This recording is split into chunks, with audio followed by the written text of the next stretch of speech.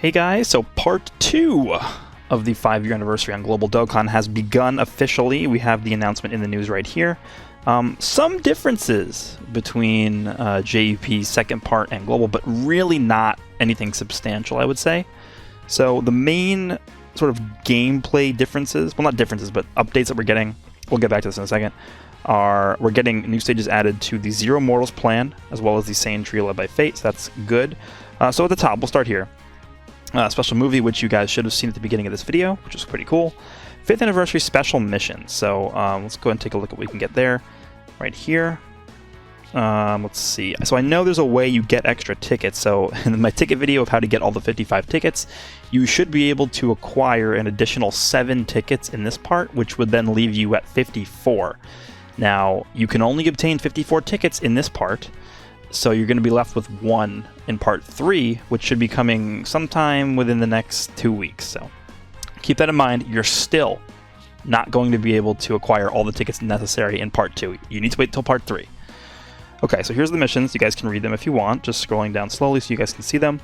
Yeah, just clearing stages, awakening characters, getting them Z-awakened, easying characters, stuff like that. Pretty much what we would expect from this.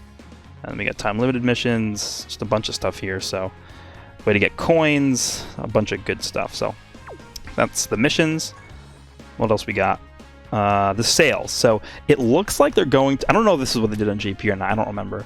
It looks like they're going to just completely refresh all of these sales, like 8 times for the 91 stone sale. Pretty nice. We never really get this on Dokkan. The Dokkan sales are pretty terrible compared to Legends, but this time it looks like for the anniversary they're doing a good job with the sales.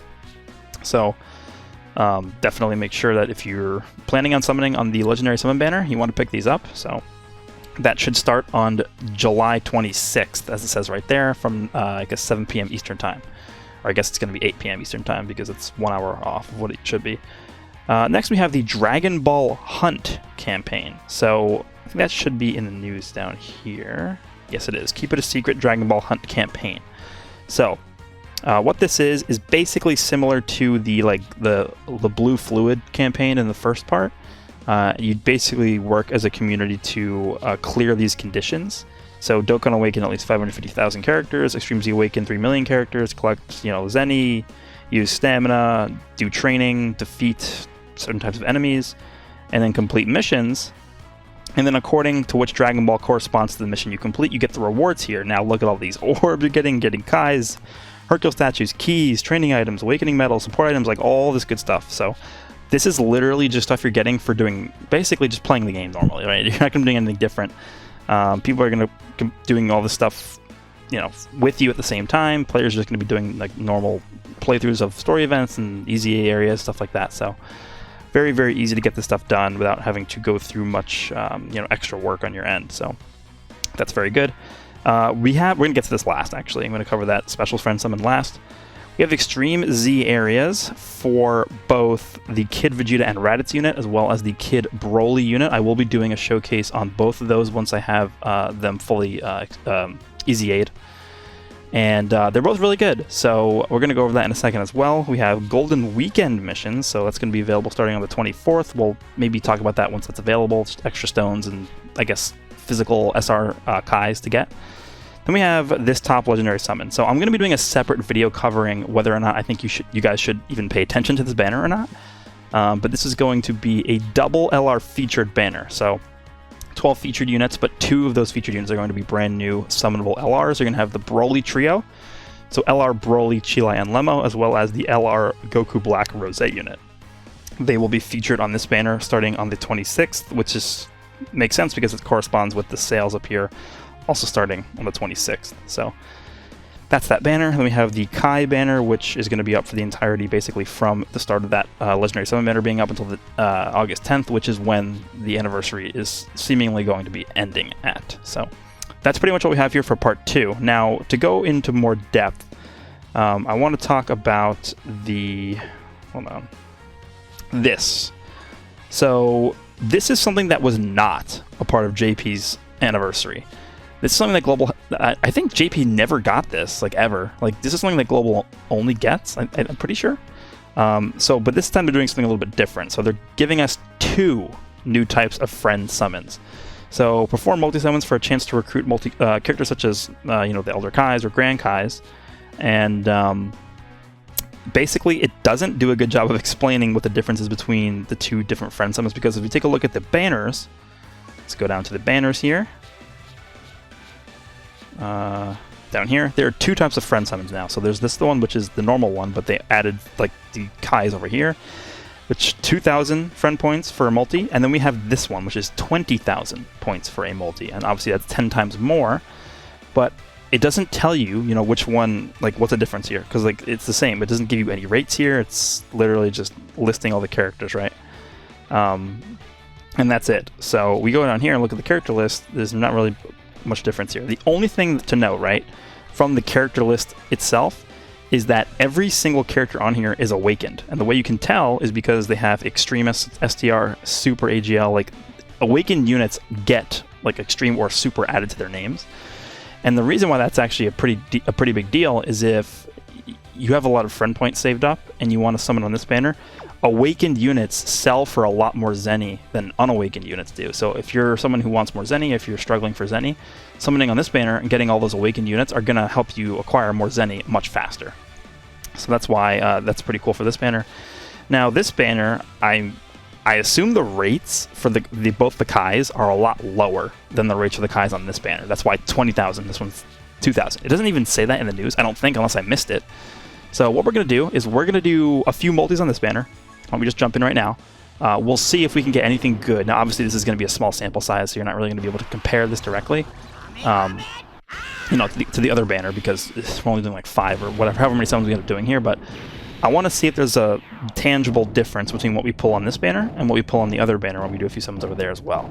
So as you guys can see, I have a lot of friend points available to me, so I'm going to be doing a lot of summons on that 20,000 point banner because it's going to save me so much time. It takes 10 multis on this banner right now that we're summoning on to equal, like, I guess, the quality of unit we're going to be pulling on the other banner.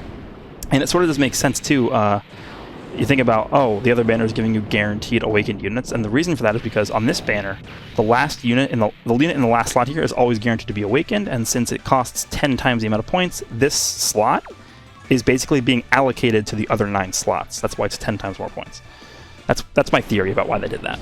So yeah, we'll do one more summon on here, and then we'll jump over to the 20,000 summon banner, do a few over there, and we'll see what we can get, see if there's really a tangible difference between the two banners. But if you have a lot of friend points, I would definitely recommend summoning on these. I mean, really, any other time to use friend points as valuable as it is right now.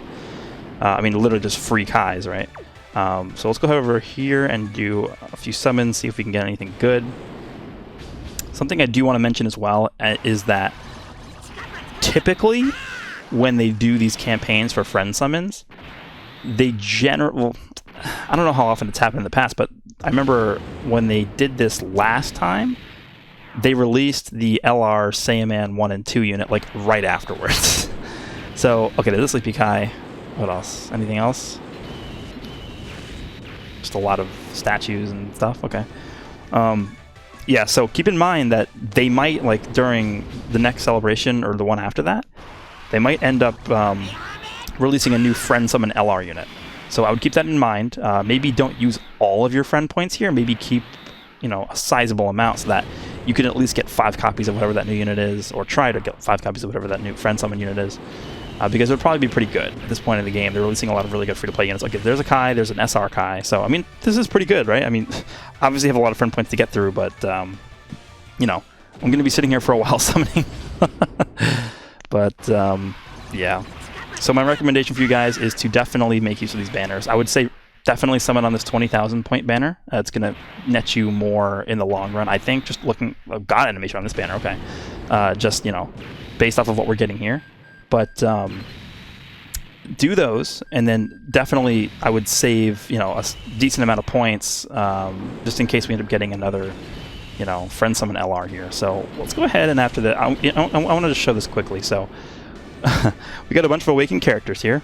Let's go over to the, not the Baba Shop, sorry. Let's go over to the sale, whatever this, I guess, selling character menu. And we're going to go by, where's the acquired? I want to sort by this. So let's sell Trunks. 259,000 Zeni for just selling that one unit. Let's sell. So this multi-summon is this, right? If I sell everything I got in that one multi, I'm going to be getting 2,450,444 Zeni from doing one multi-summon. That's pretty good. That's really, really good. So again, this is a pretty good update for Global that JP did not get.